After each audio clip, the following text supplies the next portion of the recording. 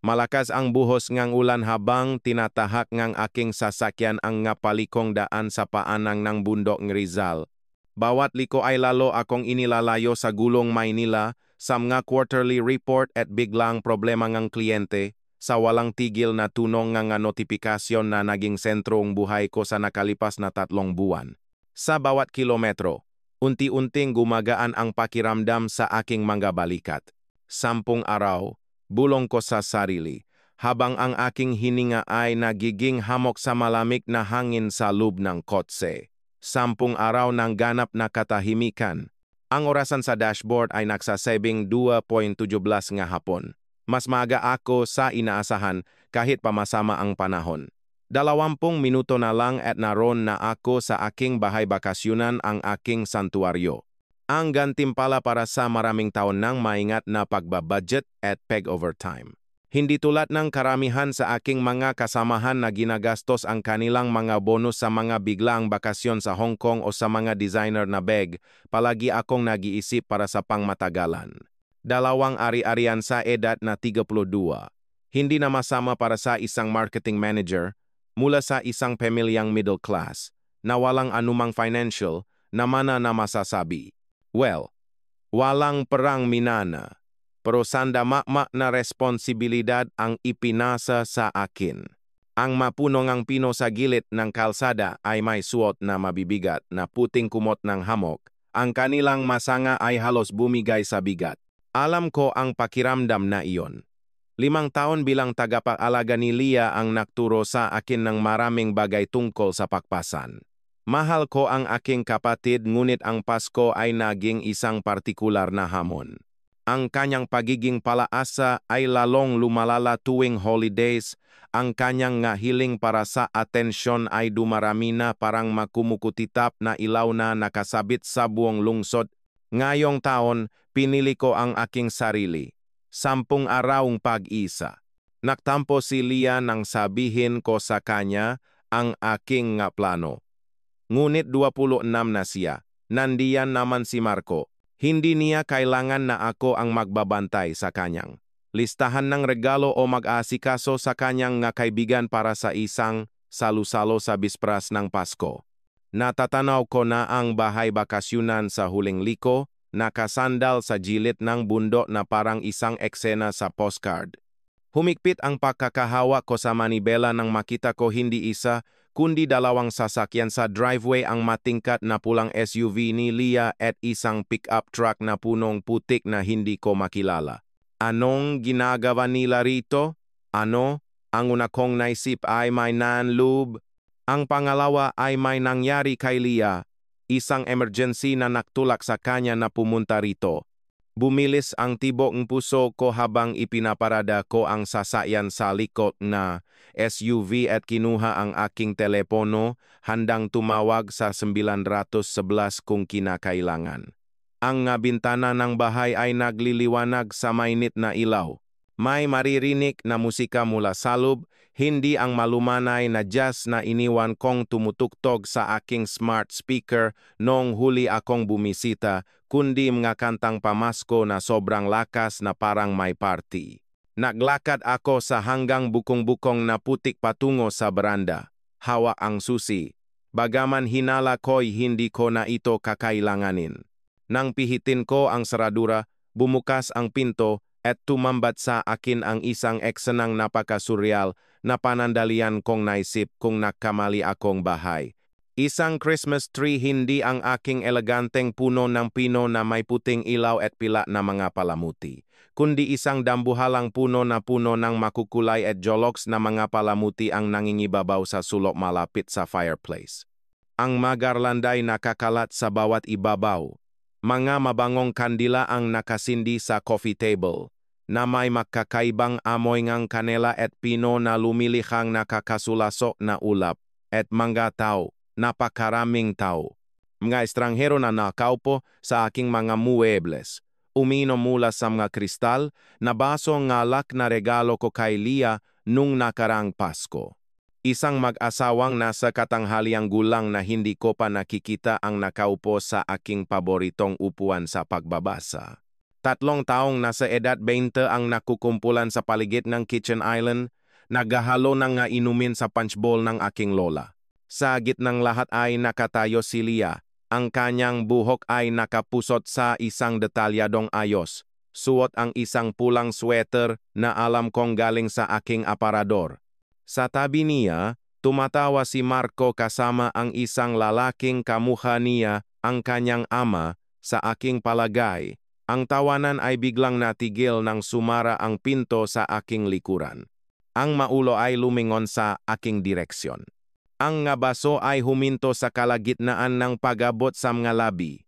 Ang musikang pamasko ay nagpatuloy sa masayang pag-atake nito na ngayon ay isang kakatuwang soundtrack sa nagyayelong eksena. Ang aking mata ay napako sa ibabaw ng fireplace kung saan dapat naroon ang larawan ng aking mga magulang.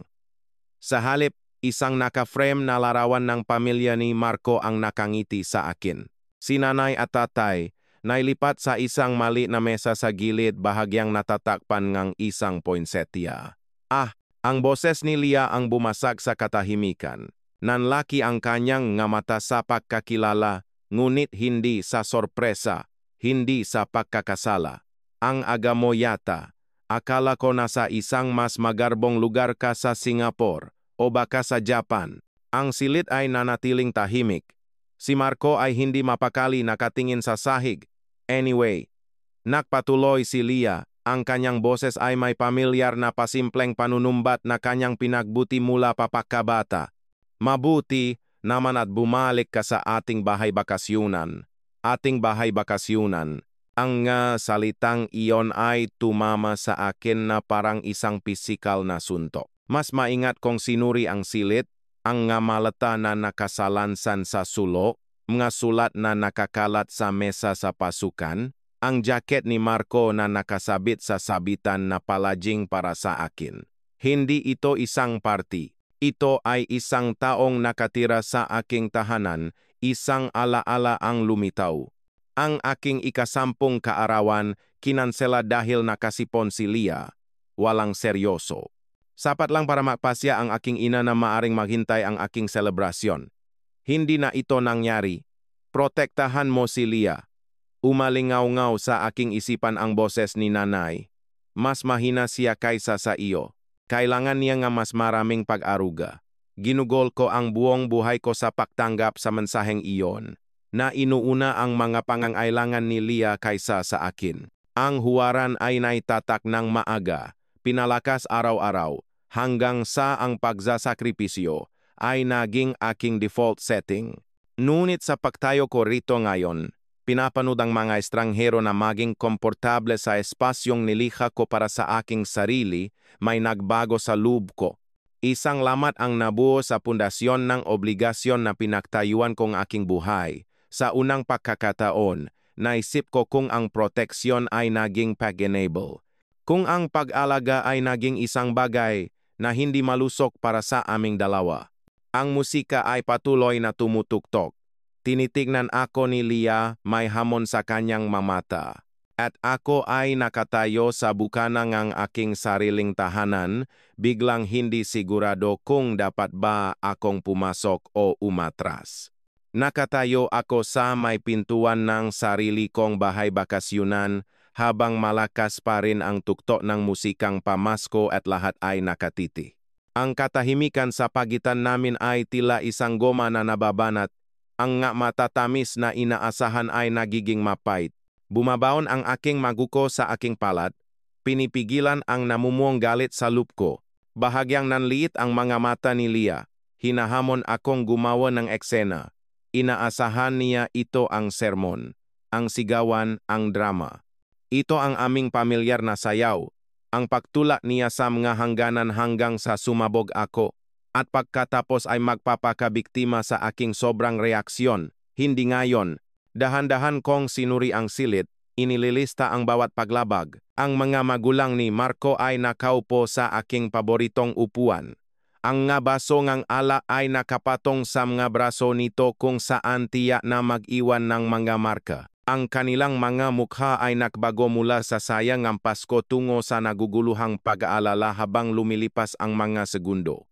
Ang babae, si Tita Susan, naalala ko mula sa pagpapakilala sa kasal ni Leah, ay mahigpit na hinawakan ang kanyang kardigan na parang baluti. Kami, hindi namin alam. Nangingini na sabi ni Tita Susan, tumitingin sa pagitan namin ni Leah. Sinabi ni Leah na pumayag ka, na gusto mong gamitin nila ang bahay para sa holidays. Isang maliit at mapait na tawa ang muntik nang kumawala sa aking lalamunan. Siyempre sinabi niya iyon. Si Marco ay nakatingin sa sahig, baluktot ang mga balikat. Ang kanyang hinlalaki ay pinaglaruan ang gilid ng strap ng kanyang relo, isang nerbiyosong ugali na napansin ko sa mga paktitipon ng pamilya. Alam niya, palagi niyang alam kapag nagsisinungaling si Leah, ngunit hindi niya ito pinipigilan. Naniniwala ako sa inyo, sabi ko, matatag ang aking boses sa kabilang na panginginig sa aking dibdib. Kinausap ko ng direkta si Tita Susan at ang kanyang asawa, naganap na binabalewala ang aking kapatid, pero lilinawin ko mayroon kayong 24 oras para umalis sa bahay na ito at ibalik ito sa dati. Tila bumabang 10 degrees ang temperatura sa silid. Isang baso ang tumuno sa isang mesa nang may naglagay ang kanilang inumin ng masyadong mabilis. Kung hindi ito malinis na malinis pagbalik ko, tatawag akong pulis. Ang masalita ay lumabas sa aking bibig ng walang init o galit, nga simpleng katotohanan na inihatid ng mahinahon. Natigilan si Leah, ang baso ngala ay nasa kalagitnaan ng kanyang ngalabi. Hindi ganito ang karaniwang takbo nga aming usapan. Dapat ay sumisigaw ako, nagmamakaawa, nakikipag-ayos, nagbibigay sa kanya ng emosyonal na gatong na kanyang hinahanap. Sa halip, nanatili akong nakatayo ng perpektong tahimik, walang sinasabi. Ang katahimikan ay nagsasalita ng higit pa kaysa sa kung saan nabigo ang pagsigaw. Wala akong ideya na gagawin niya ito. Mahinang bulong ni Marco, sa wakas ay tumingin. Ang kanyang mata ay may tunay na pagsisisi, ngunit huli na ang lahat. Ilang beses na siyang humingi ng paumanhin para sa kanyang pag-ugali nang hindi naman ito pinipigilan. Mabilis na tumayo si Tita Susan, siniko ang brasong kanyang asawa. Dapat na nating iimpake ang ating mga gamit. Ricardo, ang kanyang boses ay may pilit na kagandahang loob ng isang taong desperadong makalis sa isang hindi komportableng sitwasyon. Sinimulan niyang pulutin ang mga nakakalat na gamit na may mga nag-aalalang sulyap kay Leah. Sumunod ang iba, iniiwan ang mga basong hindi paubos at mga Christmas cookie. Walang sinuman ang tumingin sa akin maliban kay Leah, na ang hindi paniniwala ay tumigas at naging takot. Nalaman niyang hindi ako nagbibiro ngayon. Hindi ako nakipagtalo. Walang maargumento, walang mga paliwanag, walang pagkakataon para sa kanya na gawing isa na namang kuwento ng aking di umano'y pagiging kontrolado. Simpleng lumingon ako, dahan-dahang isinara ang pinto sa aking likuran, at naglakad pabalik sa aking kotse. Malakas ang buhos ng ulan, nababasa ang aking buho at natutunaw sa aking mainit na balat. Bawat hakbang sa lumalaking putik ay tila sinadya, halos sermonyal. Sa likod ko ay nakatayo ang bahay na binili ko pagkatapos ng 3 taon ng pagtatrabaho ng 60 oras kada linggo. Sa unahan ay isang hinaharap kung saan, sa wakas, inuuna ko ang aking sarili. Nagmaneho ako palayo ng hindi lumilingon. Pinapanot ang liwanag ng aking bahay na nawawala sa rear view mirror. Ang mga windshield wiper ay may matatag na ritmo habang tinatahak ko ang mga daan sa bundok. Bawat liko ay lalo akong inilalayo sa isang buong buhay ng Pegenable. Makalipas ang 2 oras, pumasok ako sa isang maliit na motel sa gilid ng daan na may kumikislap na bakante na karatula laban sa dumidilim na kalangitan. Ang silid ay simple ngunit malinis, walang katulad ng aking maingat na inayos na bahay, ngunit sa paanuman ay isang santuwaryo. Gumawa akong isang tasang instant na kape mula sa courtesy tray at umupo sa tabing bintana, pinapanood ang mga pata nga ulan na umiikot sa ilalim ng ilaw ng poste. Sa simula, mainit ang aking galit, ang nga isipan ay tumatakbo sa lahat ng kinuha mula sa akin, hindi lang ang aking ari-arian, kundi mga taon ng pagbibigay ng walang hangganan habang papalapit ang hating gabi. Ang apoy ay naging baga, nagiwan ng pagod. Pagsapit ng umaga, may ibang lumitaw mula sa abo, kalinawan. Hindi ito tungkol sa pagkuha nila sa aking bahay. Bulong ko sa aking refleksyon sa mahamog na bintana.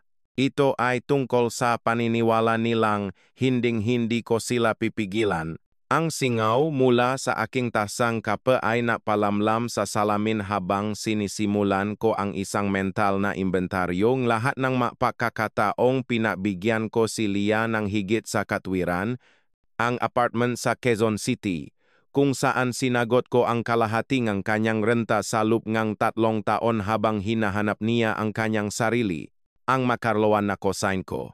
Sa kabila ang kanyang magulong credit history at tendensiyang unahin ang mga bakasyon kaysa sa mga bayarin. Ang reputasyon ng aking kumpanya na ginamit ko para tulungan ang mga magulang ni Marco na makuha ang kanilang mortgage pagkatapos ng kanilang pagkalugi, ang pattern ay lumitaw ng may masakit na kalinawan. Ang aking pangako na protektahan si Lia, na ginawa sa burol ng aming nga magulang, ay naging nga tanikala na nagtatali sa aming dalawa, ako sa walang katapusang pagbibigay, siya sa walang katapusang pagtanggap. Ang nagsimula bilang responsibilidad ay naging isang bagay na pangit at baluktot. Naalala ko ang tingin sa mga mata ni Lia nang sabihin niyang ating bahay bakasyunan. Hindi pasasalamat ni hindi karapatan, kundi isang bagay na mas madilim sa manglo. Na parabang ang tulong ko ay sabay na inaasahan at kinainisan, bawat regalo ay isang paalalang kanyang paasa sa iba. Sa unang pagkakataon, nakita ko kung paano naging bilangguan niya ang aking proteksyon at ang aking sakripisyo ay ang kanyang sentensya. Nakakulong kami sa mga papel na hindi namin pinili ngunit pareho naming pinapanatili. Lumamig ang kape sa aking makamay habang patuloy na bumubuhos ang ulan, tinatakpan ang lahat sa malinis na anyo. Bukas babalik ako sa bahay. Hindi sigurado kung sumunod sila o lalo pang lumala, ngunit anuman ang naghihintay. Isang bagay na fundamental ang nagbago, ang tanikala ay naputol. Kinikilala man ito ni Lia o hindi, nagbago na ang lahat. Kinabukasan, nag-vibrate ang aking telepono sa bedside table. Ginising ako mula sa mahimbing na tulog. Pinandilatan ko ang screen.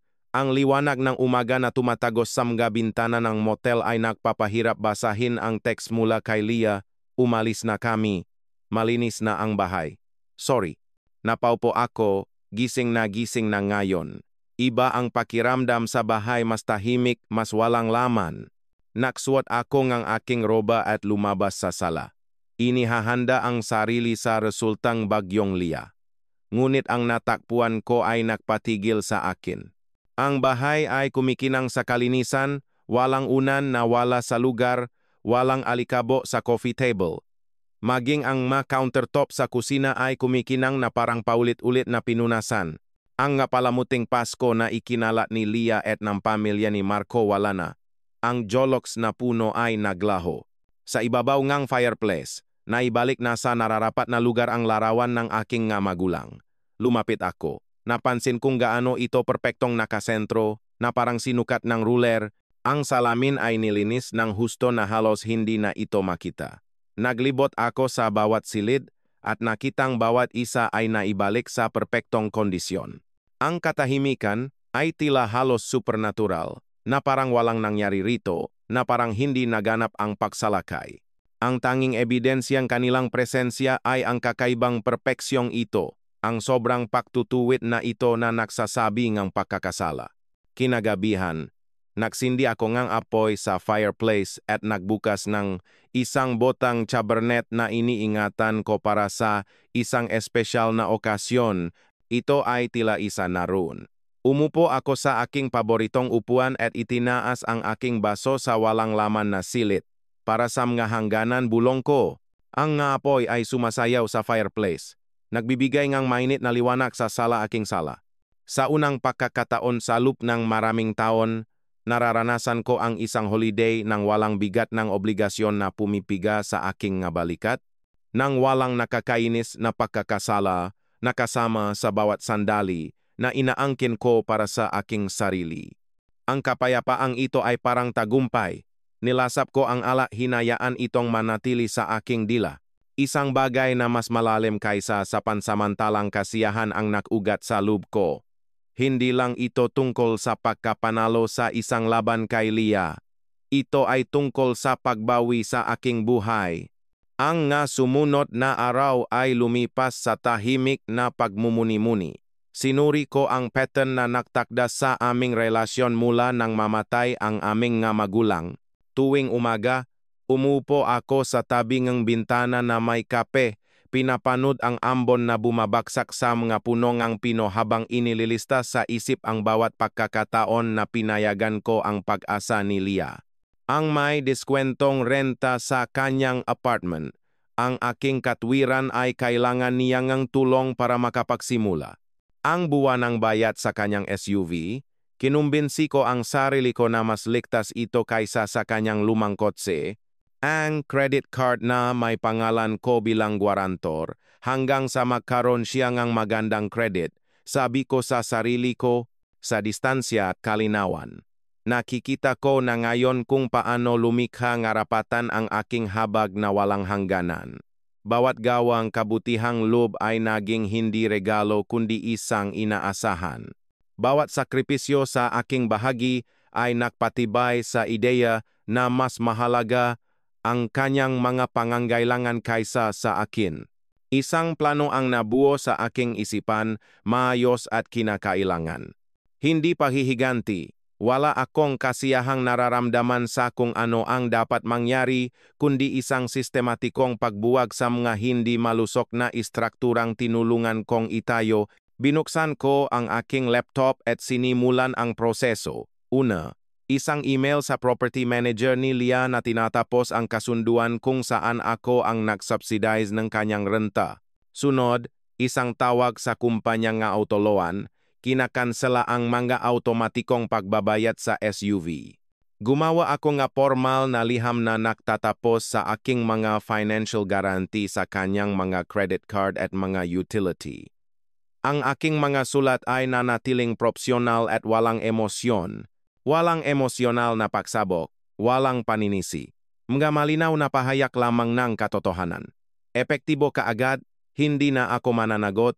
Para sa mga obligasyong ito, 3 araw pagkatapos, dumating ang unang resulta sa aking inbox. Ang subject line ay nagsasabing, si Leah Miller ay huli sa renta. Ang aking daliri ay lumutang sa ibabaw ang delete button. Ang mga lumang ugali ay bumubulong na dapat akong makialam, ayusin ito, protektahan si Leah mula sa mga kahihinatnan. Sa halip, nag-type ako, sundin ang kontrata, ipadala ang 14-day non-payment notice. Huminto ako bago idagdag, magsampang ang eviction kung kinakailangan, walang exception. Pagkatapos, ipadala ang email, naramdaman ko ang pamilyar na kurot ng pagkakasala sa aking tiyan. Huminga ako ng malalim, ipinapaalala sa sarili ko na hindi ito kalupitan, kundi isang pangangailangan para sa aming dalawa. 3 linggo pagkatapos, isa pang email ang dumating na may subject line. Nakumpleto ang pakbawi sa sasakyan, nakalakip ang isang larawan ng puting SUV ni Leah na isinasakay sa isang tow truck, umulan sa paligid nito sa madilim na takip silim. Binura ko ang email nang hindi sumasagot, nang walang nararamdaman kundi isang tahimik na pagkilala. Ang pagkakasala ay nawawala, napapalitan ng isang bagay na parang lakas. Sa huling araw na aking pag-iisa, inayos ko ang bahay, binuksan ko ang nga aparador at drawer, natakpuan ang nga gamit na iniwan ni Leah sa mga nakaraang taon. Isang scarf na nakasabit sa isang kawit, mahikaw na nakalimutan sa isang estante sa banyo, manobelang may matupi sa mapahina na nakasalansan sa tabi ng kama ng bisita. Pinagsama-sama ko ang lahat, inilagay sa isang kahon na ipapadala ko sa kanyang address. Inilipat ko ang mga muebles. Binago ang layout para mas umangkop sa aking mga kagustuhan. Pinalitan ko ang throw pillow, naksabit ng mabagong likhang sining, lumikha ngang isang reading nook sa sulok kung saan nakatambak ang mga bagahe ngang pamilya ni Marco. Sa bawat pagsasayos, ang espasyo ay nagbabago, nagiging tunay na akin ng walang kompromiso. Habang papalubog ang araw sa aking huling gabi, nakatayo ako sa gitna ng bahay. Ang pisikal na espasyo ngayon ay sumasalamin sa mga hangganan na itinatag ko sa aking buhay malinaw, sinadya at kinakailangan. Sa unang pagkakataon sa loob ng maraming taon, nakakahinga ako ng walang bigat ng sama ng loob na pumipiga sa aking dibdib. Hindi na lang ito isang bahay bakasyunan, ito'y kalayaan. Isang buwan ang lumipas na parang buhangin sa isang hourglass. Bawat butil ay isa pang araw na hindi tumutunog ang telepono. Kakaiba ang katahimikan pagkatapos ng maraming taon ng patuloy na pangangailangan ni Leah na umuubos ng aking atensyon. Pinuno ko ang kawalan ng mga simpleng kasiyahan pagbabasa ng mga librong nakaalikabok sa aking bedside table, pagdalo sa isang cooking class, pakikipag-ugnayan muli sa mga kaibigan na matagal, nang natutong huwag akong imbitahan sa mga biglang lakad. Na-vibrate ang aking telepono sa coffee table, umilaw ang pangalan ni Leah sa screen. Ang kapayapaang aking inalagaan ay nanginig na parang tubig na nagalaw. Naisip kong hayaan na lang itong mapunta sa voicemail, ngunit nanaig ang ugali. Maya, basa ang kanyang boses sa pangalan ko. Salamat sa Diyos at sumagot ka. Inilapit ko ang telepono. Anong problema? Lahat. Isang dam ang sumabo sa kanyang nga salita, naglabas ngang isang agos ng mga hinaing, tinawa akong tamat ng nanay ni Marco, sinabing wala akong ambak sa kanilang bahay, at si Marco nakatayo lang doon. Hindi niya ako ipinagtanggol. Naririnig ko ang pagsara ng pinto ng aparador sa background, mga yapa na pabalik-balik sa sahig na gawa sa kahoy. Tapos nagsimula na rin si Marco sa akin, sinasabing kailangan kong magmature, mahanap ngang trabaho na hindi ko raw pwedeng asahan na alagaan ako habang buhay. Humikbi siya. Isinumbat niya ang tungkol sa bahay bakasyunan, sinabing ipinahiya ko siya sa harap ngang pamilya niya. Tumunog ang malumang kampana ng alarma sa loob ko. Isang pamilyar na enerhiya ang dumaloy sa aking magaugat ang pagnanais na ayusin, pakalmahin, gawing maayos ang lahat para kay Leah. Ipinatong ko ang aking palat sa malamig na salamin ng bintana, pinapanod ang ngapata ng ulan na natutunaw. Please, Ate Maya. Ang kanyang boses ay bumaba sa isang nakmamakaawang bulong na gumagana sa akin mula pa nung bata kami. Kailangan ko lang isang huling pagkakataon. Tulungan mo akong ayusin ito. Sabihin mo kay Marco na sinusubukan ko. Hayaan mo akong manatili sa iyo sandali hanggang sa humupa ang lahat. Ipinikit ko ang aking mga mata. Ang pattern ay nagpakita ng may masakit na kalinawan. Ang krisis, ang pakiusap, ang aking pagsagip, ang pansamantalang pasasalamat na nauwi sa pag-asa, at sa huli samang loob. Isang siklo na inulit namin sa buong aking pagiging adulto.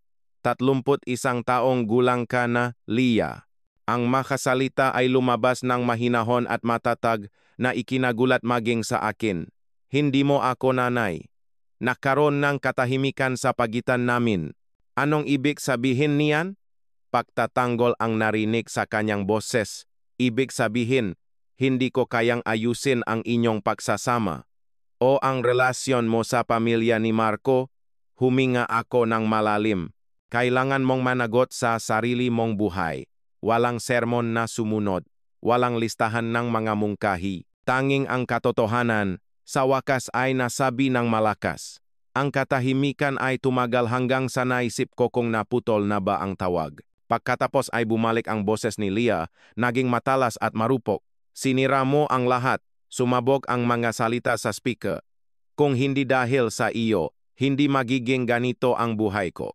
Inilayo ko ang telepono sa aking tainga habang nagpapatuloy siya. Palagi mong iniisip na mas magaling ka kaysa sa lahat. Ikaw ang dahilan kung bakit hindi ako natutong humawa nga mga bagay-bagay.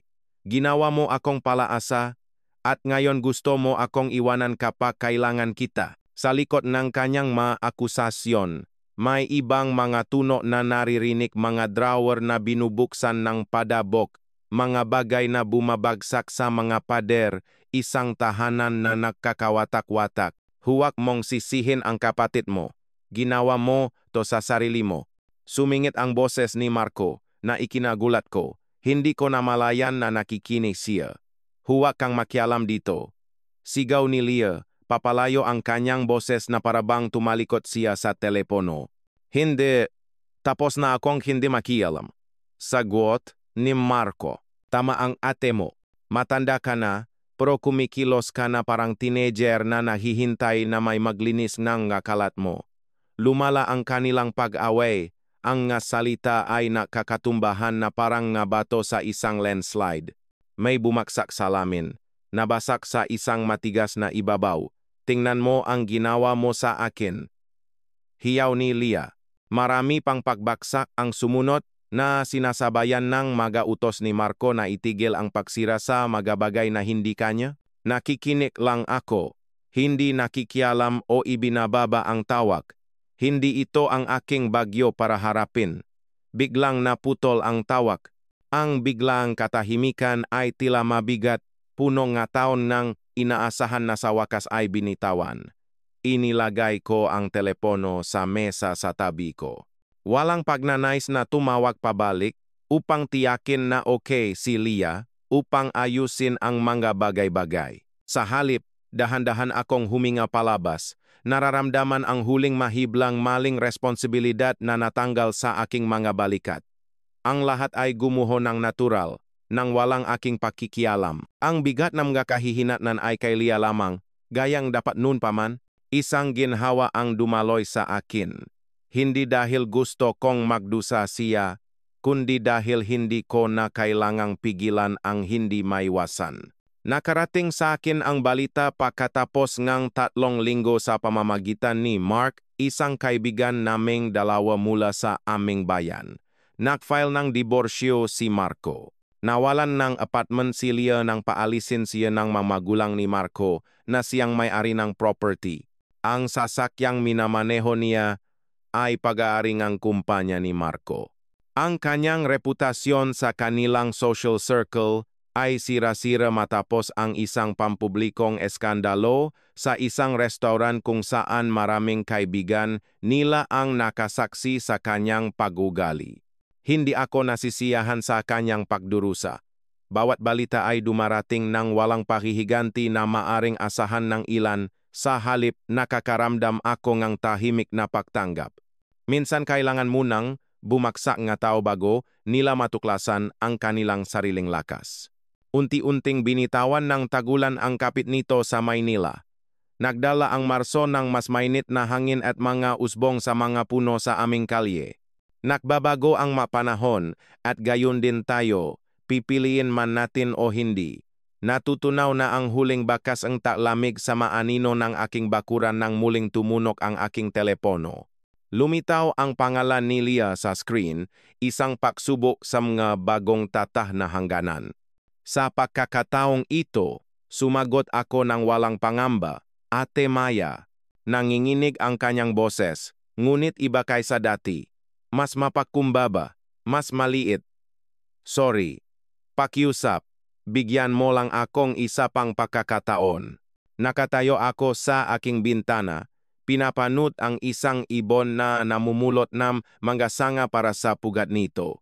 Dumarating ang taksibol, dala ang posibilidad ng bagong simula, ngunit para lamang sa mga handang itayo ito gamit ang kanilang sariling mga kamay. Nakikinig ako, sabi ko, at sinsero ako. Sa unang pagkakataon sa aming pagiging adulto, tunay akong nakikinig sa aking kapatid sa halip na magmadaling sagipin siya. Ang susunod na mangyayari ay nakasalalay na sa kanya. 3 araw pagkatapos, ang liwanag na umaga ay tumagos sa mga bintana na bahay bakasyunan, sumasalo sa mga alikabok na sumasayaw na parang mga alala sa hangin. Nakaupo ako sa upuan sa tabingang bintana, pinapanut ang mga pata nga hamo na natutunaw mula sa mga atip, bawat isa ay sumusuko sa hindi maiwasang pagbabago, Ang lawasa di kalayuan ay nagsimula ng